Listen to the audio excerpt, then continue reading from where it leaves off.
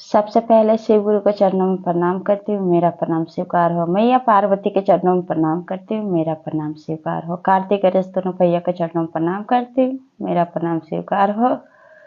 आप सभी गुरु भाई बहन के चरणों में प्रणाम करती हूँ। महादेव से दया मांगती हूँ कि हे महादेव, जितने मेरे गुरु भाई बहन हैं सबका रुका हुआ काम बनाइए, सब पे दया कीजिए, पल पल दया कीजिए। आज मैं जो कथा आप लोग को सुनाने जा रही हूँ, स्वर्ग में हुआ शादी। कथा बहुत सुंदर है, शुरू से अंत तक सुनिएगा। कथा अच्छा लगे तो मेरे वीडियो को लाइक कीजिए। अगर आप लोग मेरे चैनल पर नए हैं तो चैनल को सब्सक्राइब कीजिए, घंटी के निशान को जरूर प्रेस कीजिए ताकि कोई भी कथा डाले आप लोग पास आसानी से पहुंच जाए। रोज महादेव का नया नया चर्चा सुन सके और महादेव से जुड़ सके। दोस्तों में रिश्तेदारों में शेयर कीजिए। कमेंट बॉक्स में हर हर महादेव जरूर लिखिए। भगवान का नाम बोलने से, लिखने सुनने से सारी कष्ट, सारी परेशानियां दूर होती है। और गुरु भाई बहन, आप लोग से हाथ जोड़ के विनती करती हूँ, आप वीडियो तो देखते हैं आप लोग, लेकिन वीडियो को लाइक नहीं करते हैं। वीडियो को आप लोग के साथ से, आप लोग का सपोर्ट से महादेव का चर्चा ज़्यादा से ज़्यादा भक्तों तक पहुँचे, तो आप लोग वीडियो को ज़्यादा ज़्यादा लाइक कीजिए। इससे ये होता है कि जितने भक्त हैं उनके पास आसानी से वीडियो पहुँचता है। तो चलिए ज़्यादा बात नहीं करते हुए कथा शुरू करती हूँ। एक समय की बात है कि स्वर्गलोक में देवराज इंद्र के दरबार में एक दासी रहती थी। दासी का नाम था मंजरी। उसकी एक बेटी थी भानुप्रिया। दासी देवराज इंद्र के दरबार में काम करती थी। देवराज इंद्र के दरबार का सारा काम वही संभालती थी। जिस समय मंजरी दरबार का सारा काम करती थी, उस समय उसकी बेटी भानुप्रिया देव कन्या के साथ खेलने के बजाय देव जो थे उनके साथ शस्त्र विद्या सीखती थी। ये सब बात का पता जब दासी मंजरी को चला तो मंजरी जाके कहती है अपनी बेटी भानुप्रिया से कि भानुप्रिया, ये तुम क्या कर रही हो? तुम्हें ये सब शोभा नहीं देता है। तुम देव कुमार के साथ शस्त्र विद्या सीखती हो, ये एक दासी के लिए उचित नहीं है। तब क्या होता है? कहती है भानुप्रिया कि माँ, आप ऐसा क्यों बोलती हैं? मुझे शस्त्र विद्या चलाना, शस्त्र विद्या सीखना बहुत अच्छा लगता है। स्वर्गलोक के आचार्य जी आते थे और देव कुमार को शस्त्र विद्या सिखाते थे, तो उसी समय भानुप्रिया भी सीखती थी। और क्या होता है गुरु भाई बहन कि जब आचार्य जी निशाना लगाते थे देव कुमार से, तो भानुप्रिया भी निशाना लगाते थे, उसका भी निशाना अच्छी जगह लग जाता था। अब ये सब का जब पता चलता है मंजरी का, तो दासी मंजरी बहुत दुखी हो जाती है, अपनी बेटी को बहुत समझाती है। तब क्या होता है गुरु भाई बहन, उसी समय नारद मुनि जाते हैं तो कहती है दासी मंजरी, प्रणाम नारद मुनि। तब कहते हैं नारद मुनि, देवर्षि क्या बात है मंजरी, तू अपनी बेटी को क्यों डांट रही हो? तब दासी मंजरी कहती है, देवर्षि नारद, आप बताइए, हम हैं दासी, दरबार का सारा काम करते हैं नौकरानी का। हमारी लड़की भानुप्रिया ये देव कन्या के साथ में खेलने के बजाय देव कुमार के साथ ये शस्त्र विद्या सीखती है।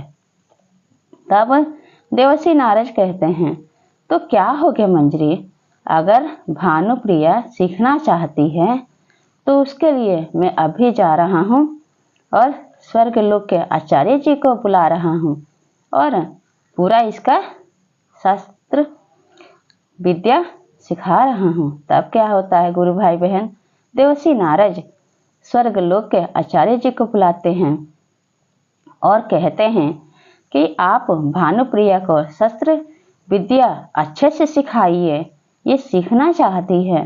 भानुप्रिया इतना बात सुन के खुश हो जाती है। तब जब स्वर्गलोक के आते आचार्य जी, तो देव कुमार के सांसद अब भानुप्रिया को भी शस्त्र विद्या सिखाने लगते हैं। अब शस्त्र विद्या सीख के भानुप्रिया पहले छोटी थी अब बड़ी हो जाती है। अब देखते ही देखते मंजरी का भी उम्र घट जाता है, वो भी अब बूढ़ी हो जाती है। जब बूढ़ी हो जाती है तब मंजरी से तो राज दरबार का काम होता नहीं है। तो अब भानुप्रिया अब राज दरबार का काम अपने हाथ में ले लेती है। सारा राज दरबार का काम वही करती है, भानुप्रिया ही करती है। तब क्या होता है गुरु भाई बहन, एक दिन की बात है, एक देव कन्या की शादी होने वाला होता है। तब कहती है भानुप्रिया से कि तुम फूलों का मेरे लिए गजरा बना के लाओ।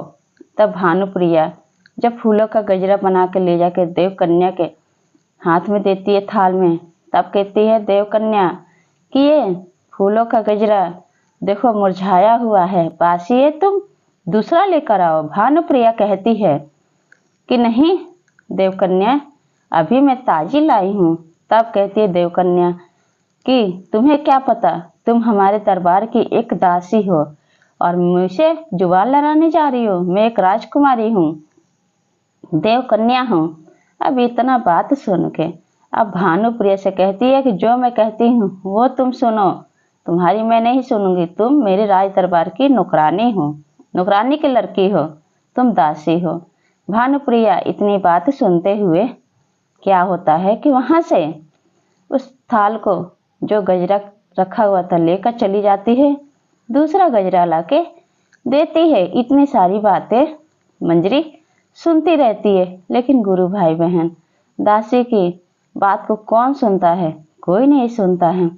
अब क्या होता है कि भानुप्रिया अब देवकन्या की शादी हो जाती है, जितने भी देवकन्या हैं सबकी शादी हो जाती है। अब एक दिन की बात है कि देवलोक पे सारे दैत्य हमला कर देते हैं और मंजरी और उसकी बेटी भानुप्रिया उसी स्वर्गलोक में देवराज इंद्र के दरबार में रहते थे। तब जोर जोर से देवराज इंद्र सुन आवाज देते हैं, सबको बुलाते हैं। देव कुमारों को कोई नहीं सुनता है, रात का समय होता है, सब सोए रहते हैं। अब देवराज इंद्र की आवाज भानुप्रिया के कान में सुनाई देता है। भानुप्रिया जल्दी जल्दी शस्त्र लेकर आती है देवराज इंद्र के। तब कहती है भानुप्रिया देवराज इंद्र से कि देवराज इंद्र महाराज आप परेशान मत होइए, मैं इस दैत्य को मार गिराऊंगी, इनको मैं ऐसा होने नहीं दूंगी, इस पे कब्जा स्वर्गलोक पर नहीं करने दूंगी। देवराज इंद्र कहते हैं कि भानुप्रिया क्या तुम्हें शस्त्र चलाने आता है? तब भानुप्रिया कहते कि हाँ महाराज, मैं देव कुमार के साथ शस्त्र विद्या चलाती थी और स्वर्गलोक के आचार्य जी के साथ मैं शस्त्र विद्या सीखी हूँ। तब से देवराज इंद्र सुन के खुश हो जाते हैं। देवराज इंद्र और भानुप्रिया दोनों मिलकर दैत्य राज्य को मार गिराते हैं। ये सब देख के अब मंजरी की माँ, मंजरी जो होती है भानुप्रिया की माँ, अब उसको चिंता सताने लगती है। उसकी लड़की बड़ी हो गई होती है भानुप्रिया, और मंजरी चिंता के कारण सोचने लगती है कि मैं तो बूढ़ी हो गई हूँ, अगर मुझे कुछ हो जाए तो मेरी बेटी भानुप्रिया का क्या होगा। अब स्वर्गलोक के आचार्य जी के पास जाती हैं और कहती हैं कि आचार्य जी आप ये बताइए कि मेरी बेटी भानुप्रिया की शादी किससे होगा, मैं बहुत चिंतित हूँ। आप मुझे बताइए, आप तो सबका जन्म कुंडली देखते हैं, आप मेरी बेटी का जन्म कुंडली देख के बता दीजिए। आचार्य जी कहते हैं कि मंजरी तुम परेशान मत हो, तुम्हारी बेटी भानुप्रिया का एक राजकुमार से शादी होगा जो बलवान, बुद्धिमान और राजकुमार होगा। तब मंजरी जब ये बात सुनती है, दासी मंजरी की खुशी का ठिकाना नहीं होता है। तब हाथ जोड़ के कहती है आचार्य जी क्या ऐसा कभी हो सकता है कि एक दासी की लड़की की शादी एक राजकुमार से हो? तब कहते कि क्यों नहीं हो सकता है।